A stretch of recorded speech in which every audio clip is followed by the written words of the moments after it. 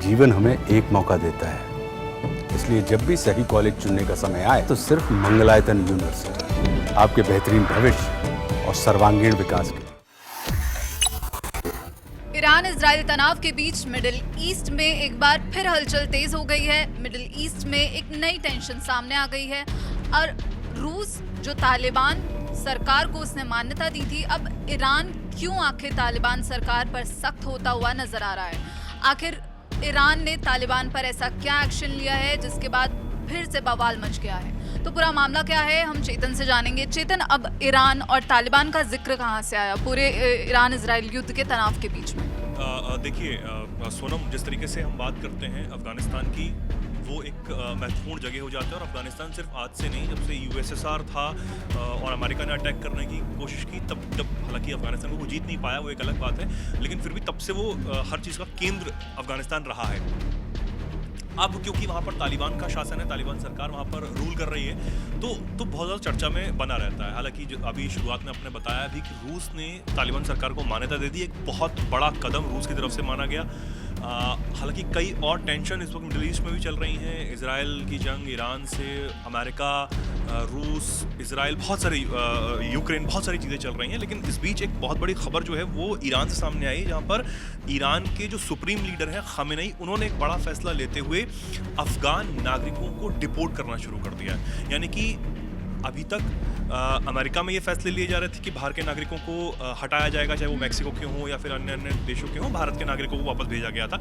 Iran में भी कुछ ऐसा चल रहा है। और जो ये फैसला अब ईरान में लिया गया है, अब से ठीक पहले ही पाकिस्तान ने भी लिया था, क्योंकि पाकिस्तान ने भी अफगान नागरिकों को वापस भेजने की जो शुरू की थी, बसें भर के जो है वो वहाँ पर जा रहे थे, उनको वापस रिपोर्ट किया जा रहा था। अब ईरान से भी कुछ ऐसी खबर, तस्वीरें भी सामने आई हैं बाकायदा, और तस्वीरें आप स्क्रीन पर देख भी रहे हैं किस तरीके से जो लाइनें हैं वो यहाँ पर लगी हुई हैं। वापस अफगानिस्तान जाने के लिए उनको भेजा जा रहा है, अफगान नागरिकों को लगातार डिपोर्ट किया जा रहा है। पिछले 2 महीने से जो ये सिलसिला है वो चल रहा है। इसी के साथ वीज़ा को लेकर भी, खासकर अफगान नागरिकों के लिए वीज़ा को लेकर भी ईरान ने कड़े एक्शंस लिए हैं, कड़े जो सख्ती हैं वो यहाँ पर दिखाई है। इसी के साथ ये सख्ती अचानक से ली गई है या फिर इससे पहले भी ऐसे जो इलीगल इमिग्रेंट्स थे उनको बाहर डिपोर्ट किया जा रहा था ईरान? पिछले 2 महीनों से ये कार्रवाइयाँ हैं वो चल रही हैं, और खासकर अफगान नागरिकों के लिए जो ये सख्ती है वो की जा रही है। सिर्फ डिपोर्ट करना ही नहीं, ये भी जानिए कि जो भी जासूसी के शक में, जासूसी के आरोप में वहाँ पर पकड़ा जाता है, उसको भी कड़ी सज़ा जो है वो ईरान में दी जा रही है। कई जो अफगान नागरिक हैं उन्हें जासूसी करने के आरोप में गिरफ्तार भी किया गया है, उन पर कड़ा एक्शन भी ईरान में लिया जा रहा है। न सिर्फ अफगान नागरिकों को वापस भेजा जा रहा है, ये भी किया जा रहा है। अब लगातार अफगान नागरिक जो हैं उसके यहाँ अराजकता जो है वो बढ़ी हुई है, ईरान का ये मानना है। इसके साथ ही विदेश के लिए जो जासूसी कर रहे हैं उनके ऊपर लगातार एक्शंस जो हैं वो ले रहे हैं, और यहाँ तक कि ईरान में उन नागरिकों को फांसी तक दी जा रही है। मतलब ईरान में, क्योंकि बहुत ज़्यादा आप जानते हैं कि कई चीज़ों को लेकर एक स्ट्रिक्ट रूल्स हैं, उनको वो बर्दाश्त नहीं करते हैं, और उसको लेकर भी अब ये सख्त हैं कि उनकी अगर कोई भी चीज़ बाहर देशों में जा रही है तो ईरान बिल्कुल भी बर्दाश्त उसको नहीं कर रहा है, और उसको लेकर वो कड़ी प्रतिबंध जो है वो भी लगा रहा है, और उसके साथ कड़े एक्शंस भी यहाँ पर लेता हुआ नजर आ रहा है। अब वीज़ा नियमों की हम बात कर लें तो अफगान नागरिकों को लेकर ईरान ने अपनी वीज़ा नीति को और ज़्यादा कड़ा कर दिया है। ईरान ने साफ तौर पर कहा है कि अब केवल 3 तरह के जो वीज़ा हैं वो अफगान नागरिकों को दिए जा सकते हैं। इसके अलावा किसी भी सूरत में अफगान नागरिक ईरान में नहीं आएंगे। ठीक है, अब वो उसके बाद कर लेते हैं कि कौन कौन से वो 3 कैटेगरीज जो हैं वो खामेनेई की तरफ से जारी की गई, ईरान की तरफ से जारी की गई हैं। तो पहला है स्वास्थ्य संबंधी, मतलब किसी को अगर इलाज करवाना है तो वो वीज़ा लेके बाकायदा पूरे रूल्स एंड रेगुलेशंस का पालन करके ईरान जा सकता है, तो उनको वीज़ा दिया जाएगा। दूसरा रूल है, वीज़ा तब दिया जाएगा जब ईरान में कोई रिश्तेदार अफगान नागरिकों का अगर है और सब कुछ वैलिड माना जाएगा, सब कुछ जांचा जाएगा, उसके बाद अफगान नागरिकों को इसके तहत वीज़ा दिया जाएगा। तीसरा पॉइंट हम बात करें तो तीसरा ये बताया गया है कि ईरानी कंपनी ने अगर ईरान में कोई रोज़गार अफगान नागरिकों को दिया है, यानी एम्प्लॉयमेंट के बेसिस पे, कोई घूमने का वीज़ा, कोई किसी तरह का कोई वीज़ा जो है वो अफगान नागरिकों को इसके अलावा, इन 3 कैटेगरी के अलावा नहीं दिया जाएगा, ये साफ कर दिया गया है।